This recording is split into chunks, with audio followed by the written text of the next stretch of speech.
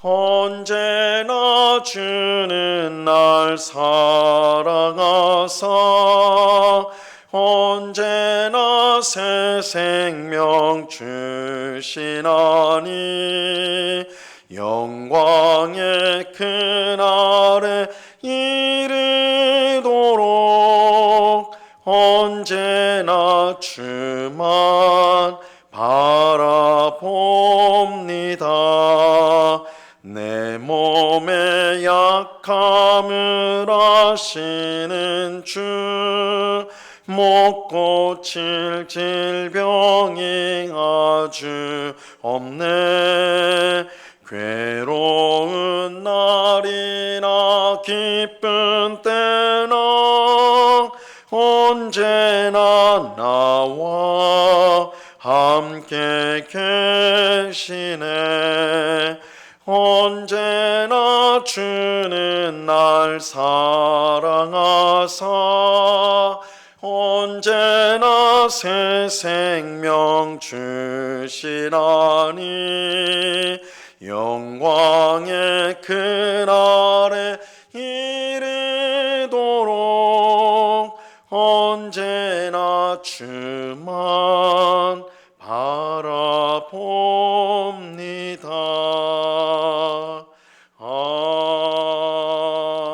아멘.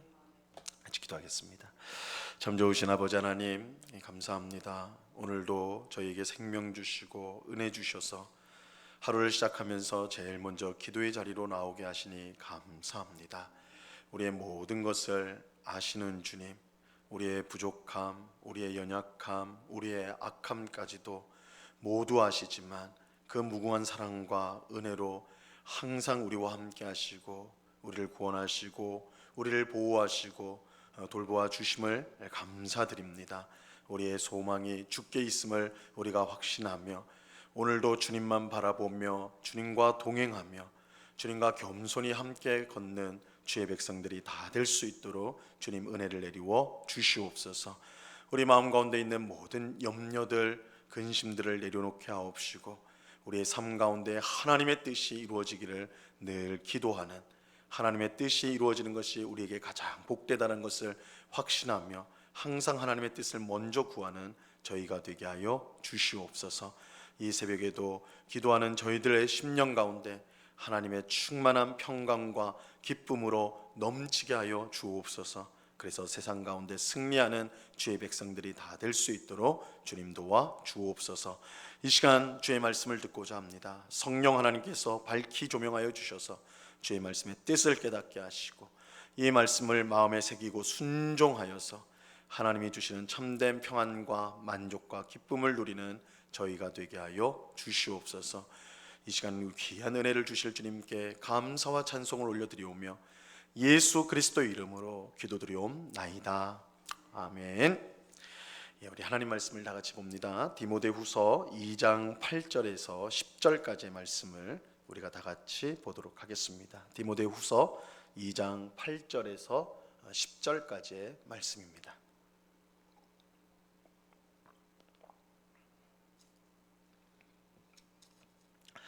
디모데후서 2장 8절에서 10절까지의 말씀, 우리 하나님의 말씀을 한 목소리로 다 같이 읽겠습니다. 같이 읽습니다. 시작. 내가 전한 복음대로 다윗의 씨로 죽은 자 가운데서 다시 살아나신 예수 그리스도를 기억하라. 복음으로 말미암아 내가 죄인과 같이 매이는 데까지 고난을 받았으나 하나님의 말씀은 매이지 아니하니라. 그러므로 내가 택함 받은 자들을 위하여 모든 것을 참음은 그들도 그리스도 예수 안에 있는 구원을 영원한 영광과 함께 받게 하려 함이라. 아멘. 사도 바울은 그의 영적인 아들 디모데에게 복음을 위한 좋은 일꾼이 되기 위해 세 가지 권면을 주었지요. 첫째는 그리스도 예수 안에 있는 은혜 안에서 강해지는 것이고, 둘째는 충성된 사람들에게 복음을 부탁하는 것입니다. 셋째는 우리가 어제 새벽에 살펴본 것처럼 그리스도 예수의 좋은 병사로 함께 고난을 받는 것입니다. 바울은 예수님의 좋은 병사로 함께 고난을 받기 위해 자기 생활에 얽매이지 않는 병사처럼 법대로 경기하는 선수처럼, 수고하는 농부처럼 되어야 한다, 이렇게 말하였습니다. 자, 오늘 본문에서 바울은 이 디모데에게 예수 그리스도를 기억하라, 이렇게 이제 말씀하고 있어요. 이 8절 말씀을 보시기 바랍니다. 8절. 내가 전한 복음대로 다윗의 씨로 죽은 자 가운데서 다시 살아나신 예수 그리스도를 기억하라. 이 예수 그리스도를 기억하라, 이 말씀은 예수 그리스도를 주목하라, 예수 그리스도를 바라봐라, 이런 의미를 갖고 있어요. 바울은 디모데가 예수님을 주목하기를 바랬습니다. 그 이유는 예수님을 주목할 때에 복음의 좋은 일꾼이 될 수 있기 때문입니다. 예수님이야말로 복음의 가장 좋은 일꾼이었어요. 그런 예수님을 바라볼 때 디모데 또한 바울이 바라는 대로 복음의 좋은 일꾼으로 성장할 수 있게 될 것입니다. 예수님은 가장 좋은 복음의 일꾼이었습니다. 그는 하나님의 은혜 안에서 누구보다 강하였습니다. 그는 십자가 죽음 앞에서도 한 채 물러섬 없이 하나님의 뜻에 순종하셨어요. 예수님은 12제자를 세우시고 그들에게 복음을 부탁하셨습니다. 예수님은 자기 생활에 얽매이지 않고 복음을 전하는 일에 충성하셨고, 법대로 경기하는 선수처럼 하나님의 방식대로 복음을 전하고 그 일에 잘 준비되어 있었습니다. 또 농부처럼 복음의 씨앗을 뿌리는 일에 모든 수고를 다하였습니다. 디모데가 바울의 바람대로 복음의 좋은 일꾼이 되기 위해 이런 예수님을 기억하고 주목하는 것이 꼭 필요한 것이죠. 근데 바울은 예수 그리스도를 기억하라, 예수님을 주목해라 말하면서 그 예수님이 어떤 분이냐, 그것을 설명해 주고 있어요. 예수님은 다윗의 씨로 죽은 자 가운데서 다시 살아나신 분이시다, 이렇게 말하고 있죠. 먼저 예수님은 다윗의 씨, 다르게 말하면 다윗의 자손이에요. 예수님이 다윗의 자손이라는 것은 단순히 다윗의 혈통 가운데 태어났다, 다윗의 피를 이어받았다, 그런 정도의 뜻이 아닙니다. 이 구약 성경에서 다윗의 자손은 하나님이 종말에 보내실 구원자, 메시아를 뜻하는 것입니다. 구약 성경 사무엘하 7장에 보면 하나님께서 다윗과 언약을 맺는 내용이 나와요. 하나님께서 다윗에게 약속을 주셨는데 다윗의 나라가 영원하고 그 왕위가, 다윗의 왕위가 영원할 것이다, 이런 약속이었습니다. 이 약속은 단순히 다윗의 나라인 이스라엘이 영원하겠다라는 뜻은 아니에요. 나중에 이스라엘은 북이스라엘과 남유다로 분단이 됐죠. 우리 한국처럼, 우리 대한민국처럼 남북이 분단되는 것처럼 이스라엘도 솔로몬의 아들인 르호보암 왕 때에 이제 남북으로 분단이 됩니다. 그리고 북이스라엘은 기원전 722년에 아수르란 나라에 멸망당하고, 이 남유다는 기원전 586년에 이 바벨론이라는 나라에 의해서 멸망을 당하게 됐죠. 즉 이스라엘이라는 나라는 역사 속에서 사라지게 되었어요. 역사 속에서 사라졌습니다. 그렇다면 우리가 이제 궁금한 것은, 하나님께서 분명 다윗에게 내 나라와 왕위가 영원할 것이다 하셨는데 역사를 보면 이스라엘이 망했거든요. 사라졌거든요. 역사 속에서 사라졌거든요. 그러면 하나님이 다윗에게 주신 약속은 취소가 되었는가? 그 약속이 깨진 것인가? 이런 의문을 가지죠. 근데 그렇지 않아요. 하나님께서 다윗의 나라와 왕위가 영원하겠다라고 했을 때 그것은 단순히 다윗의 혈통에서 나온 왕들과 이스라엘이라는 국가가 영원할 것이라는 뜻은 아닙니다. 이 세상에 존재하는 모든 왕과 나라는 결국은 사라지게 되어 있습니다. 여러분, 역사책을 보면 영원한 나라는 없어요. 영원한 왕도 없습니다. 그 기세 등등하던 로마 제국도, 그죠? 또 현대에 와서는 미국이나 러시아나 뭐 이런 강대국들도 이 역사에 따라서는 소멸하고 사라지고 바뀌고 이렇게 되어진단 말이에요. 영원히 존재하는 왕, 영원히 존재하는 나라는 없습니다. 그래서 하나님이 하신 약속은 다윗의 혈통에서 나올 이 메시아가 왕이 되어서 영원토록 하나님 나라를 다스린다는 뜻입니다. 그래서 이 땅에 존재하는 나라와 왕을 말하는 것이 아니라 하나님이 종말의 때에 그 메시아, 온 세상의 구원자인 메시아를 보낼 것인데 그 메시아를 통해서 하나님 나라가 영원히 통치가 될 것이다. 이것을 다윗에게 약속을 한 거예요. 다윗의 씨, 다윗의 자손은 다윗의 혈통에서 나온 하나님 나라를 다스리는 메시아를 뜻하는 거예요. 바울은 하나님 나라를 다스리는 메시아인 다윗의 씨가 바로 예수 그리스도라고 말을 하고 있는 것입니다.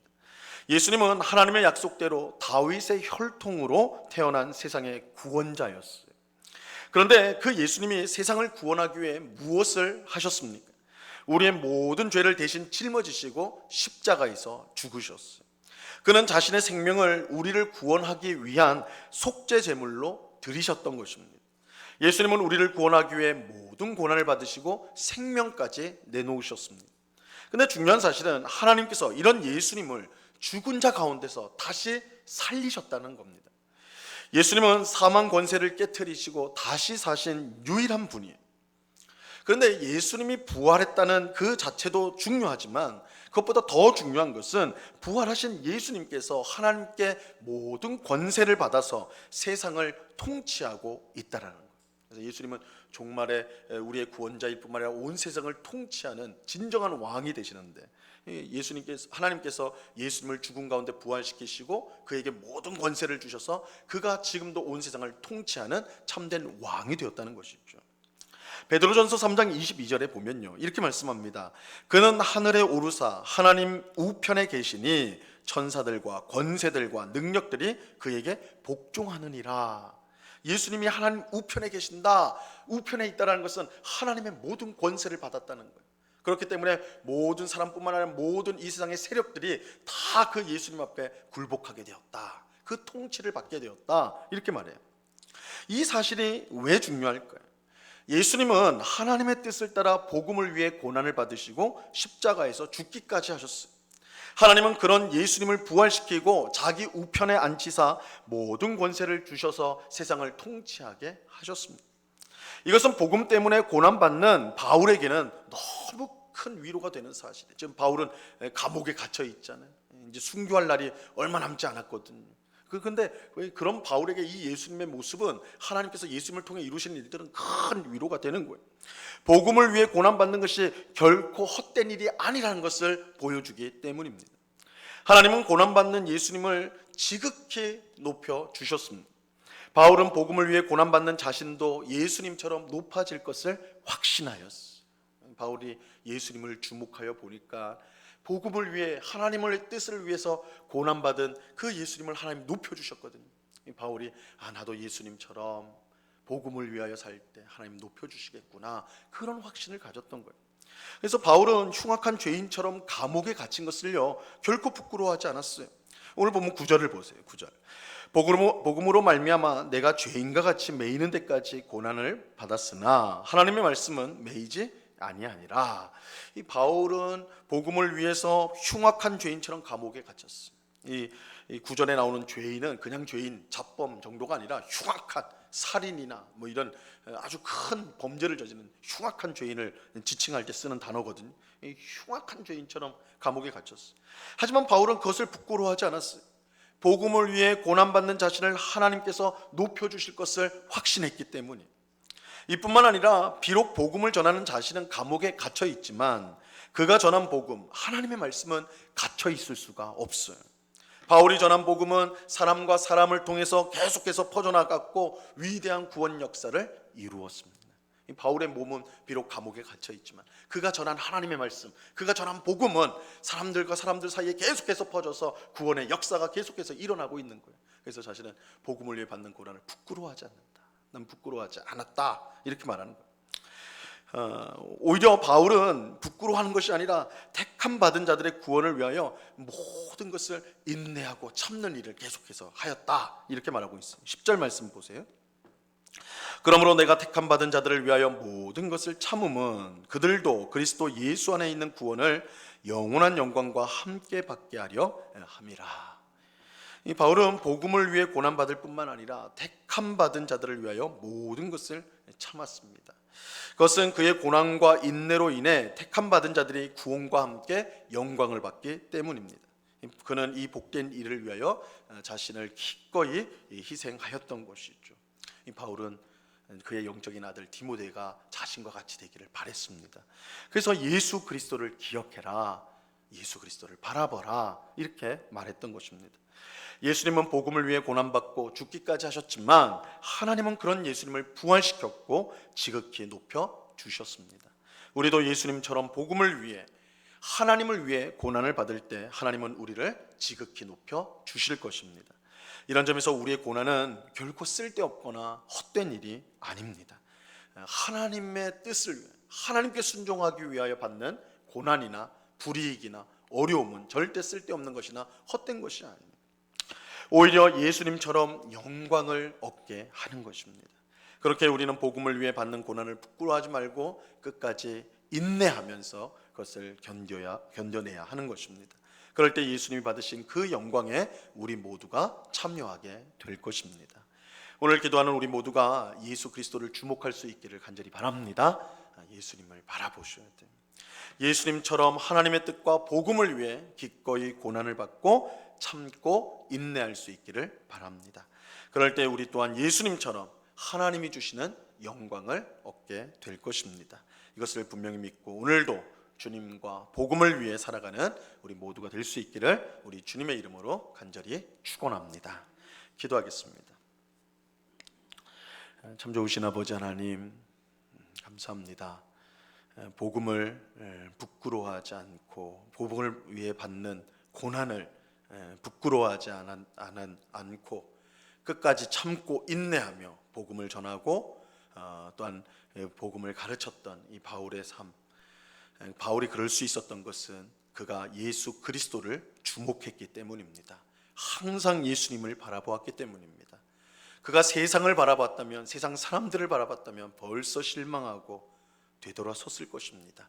그러나 복음을 위해, 하나님의 뜻을 위해 자신의 온 삶을 드렸던, 목숨까지 드렸던 예수님을 하나님이 지극히 높여주신 것을 보면서 이 복음을 위해 고난받는 것이 얼마나 영광스러운지 바울은 깨달았고, 그래서 그의 영적인 아들 디모데 또한 복음을 위해 고난받기를 그가 바랬던 것입니다.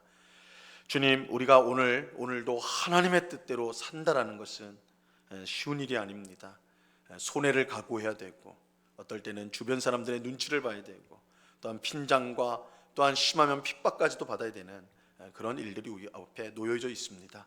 그럴 때 우리가 주저하거나 부끄러워하거나 두려워하지 않게 하시고 하나님의 뜻에 온전히 순종하는 저희가 되게 하여 주시옵소서. 주를 위해 고난받는 자를 하나님은 기뻐하시고 지극히 높여 주실 것입니다. 이것을 기억하면서 오늘도 주의 뜻대로 살아가는, 우리가 있는 가정에서, 일터에서, 교회에서 어느 곳에 있든지 주님의 뜻에 순종하며 복음을 위하여 살아가는 저희 모두가 되도록 주님 저희들을 인도하여 주시옵소서. 이 시간 또한 간절히 구하옵기는 오늘 하루를 주님의 영광을 위해 살아갈 수 있기를 간절히 바랍니다. 주님, 그저 주어진 하루, 여느 날과 같은 하루가 아니라 주의 뜻을 이루게 해주신 정말 복된 하루인 줄로 믿습니다. 오늘 하루를 주님의 영광을 위해서 모든 사소한 일이라도 기쁨과 감사함으로 잘 감당하는, 하나님의 영광을 위해 살아가는 저희가 되게 하여 주시옵소서. 태풍이 이렇게 우리나라를 관통하여 지나간다는 예보를 듣습니다. 큰 비와 강풍이 불어올 것이라는 예보가 있는데 주님, 우리를 불쌍히 여겨주셔서 이 태풍으로 많은 피해가 나지 않도록 우리를 지켜주시되, 이 고난 가운데, 이 어려움 가운데 더욱더 겸손히 주님을 바라보고 의지하는 주의 백성들이 다 될 수 있게 하시고 이웃을 돌아보는 저희들 될 수 있도록 은혜를 베풀어 주옵소서.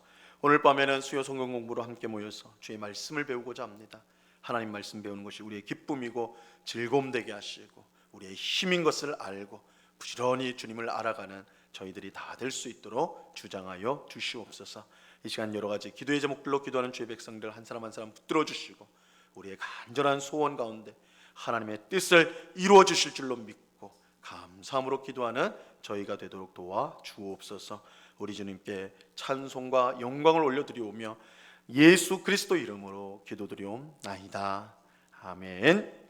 하늘에 계신 우리 아버지여, 이름이 거룩히 여김을 받으시오며 나라에 임하옵시며 뜻이 하늘에서 이룬 것 같이 땅에서도 이루어지이다. 오늘날 우리에게 일용할 양식을 주옵시고 우리가 우리에게 죄 지은 자를 사하여 준 것 같이 우리 죄를 사하여 주옵시고 우리를 시험에 들게 하지 마옵시고 다만 악에서 구하옵소서. 대개 나라와 권세와 영광이 아버지께 영원히 있사옵나이다. 아멘.